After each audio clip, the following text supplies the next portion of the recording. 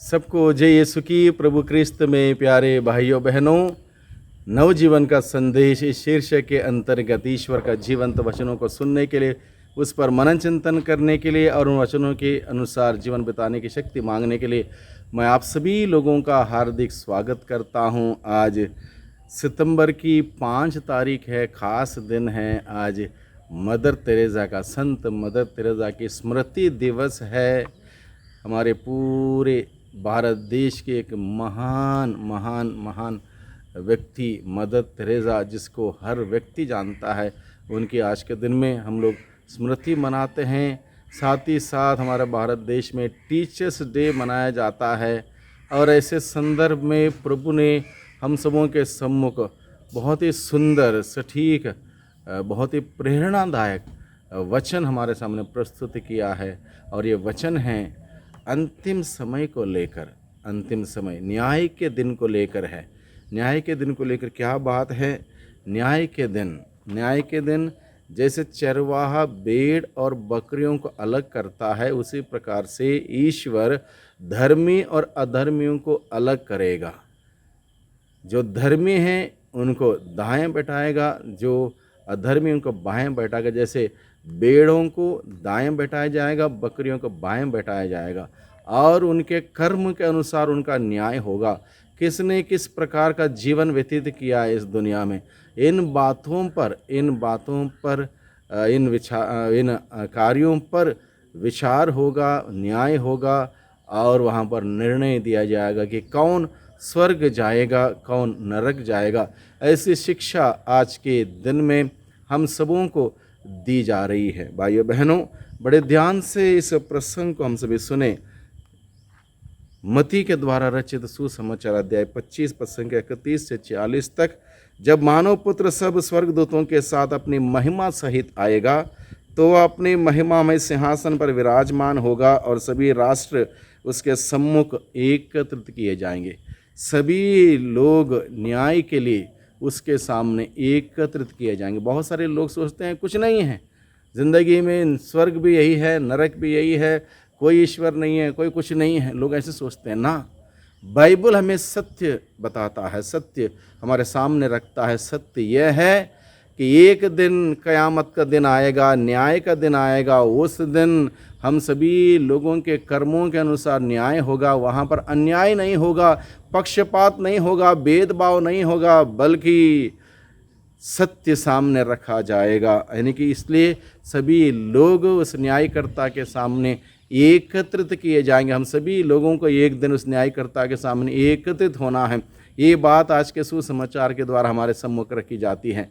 दूसरी बात हमें याद रखने के लिए है, भेड़ बकरियों को अलग करने की भांति भले बुरे को अलग कर दिया जाए। यानी कि जैसे भेड़ बकरियों से चरवाहा अलग करता है, उसी प्रकार से धर्मी अधर्मी लोगों को अलग अलग किया जाएगा और इस प्रकार से न्याय किया जाएगा।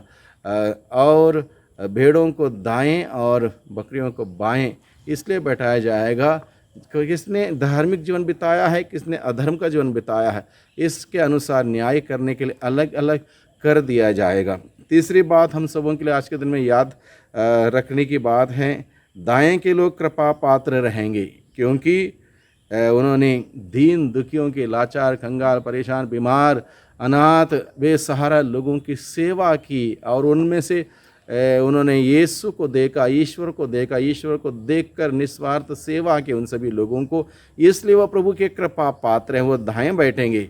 और जिन्होंने इस प्रकार से देखने के बावजूद लूले, लंगड़े, अंधे, बेसहारे, कंगाल, विधवा, परेशान लोगों को देखने के बावजूद उनका ख्याल नहीं रखा, उनकी देख रेख नहीं रखा, उनके प्रति कोई सहानुभूति व्यक्त नहीं की, उनकी किसी प्रकार से सेवा नहीं की, उनको अनदेखा कर दिया, ऐसे लोगों को बकरियों के भांति बाएं की तरफ बैठाया जाएगा।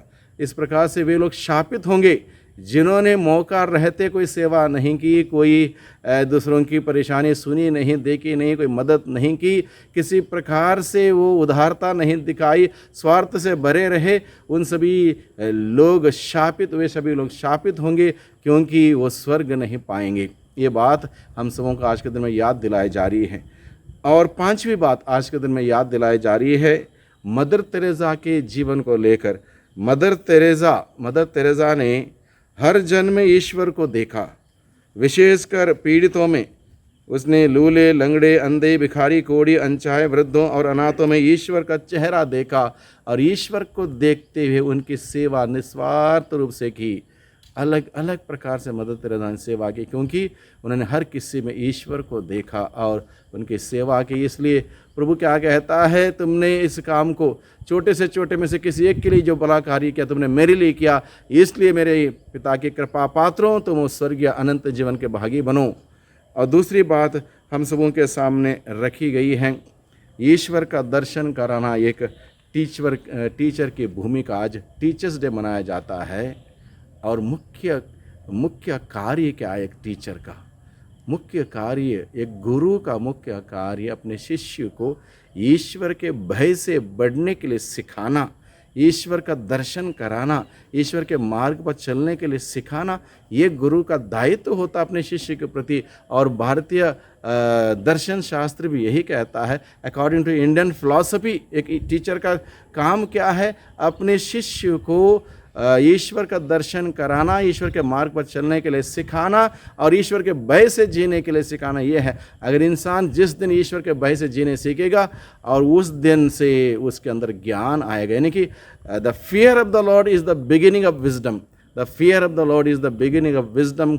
बाइबल बताते हैं कि अगर किसी विद्यार्थी को, किसी शिष्य को गुरु ने अगर ईश्वर का भय से जीने के लिए सिखाया हो, उसके अंदर ज्ञान अपने आप आएगा और वह अच्छा जीवन बिताएगा। उसका जीवन लोगों के सामने उदाहरण का जीवन होगा। जिस प्रकार से मदर तेरेसा का जीवन सभी लोगों के लिए एक आदर्श रहा, सभी लोगों के लिए उदाहरण का जीवन रहा। उन्होंने किसी जाति धर्म का नहीं देखा, बल्कि इंसान को देखा, इंसान में ईश्वर को देखा और इस प्रकार से उन्होंने सेवा की। और आज के दिन में उनका मिसाल पूरे धरती के सभी लोगों के सामने रखा जाता है कि मदर तेरेसा ने किस प्रकार से लोगों की सेवा की और हर व्यक्ति में उन्होंने किस प्रकार से ईश्वर को देखा। वही हम सबों की जिम्मेदारी है। भाइयों बहनों, आज के दिन में जब हम टीचर्स डे मनाते हो, मदर तेरेसा के मेमोरियल डे मनाते हो, हम इस सद्गुणों को अपनाएं, अपने जीवन में लागू करें और एक सुंदर जीवन बिताएं, एक उदाहरण हम बने, ताकि हमारे जीवन के द्वारा प्रभु की महिमा होने पाए, बहुत सारे लोगों की सेवा होने पाए, लोगों के लिए लाभ पहुंचने वाला बन सकें और इस प्रकार से हम सभी एक सुंदर जीवन बिताते हुए सुंदर समाज का निर्माण हम सभी कर सकें। आइए हम प्रार्थना करें।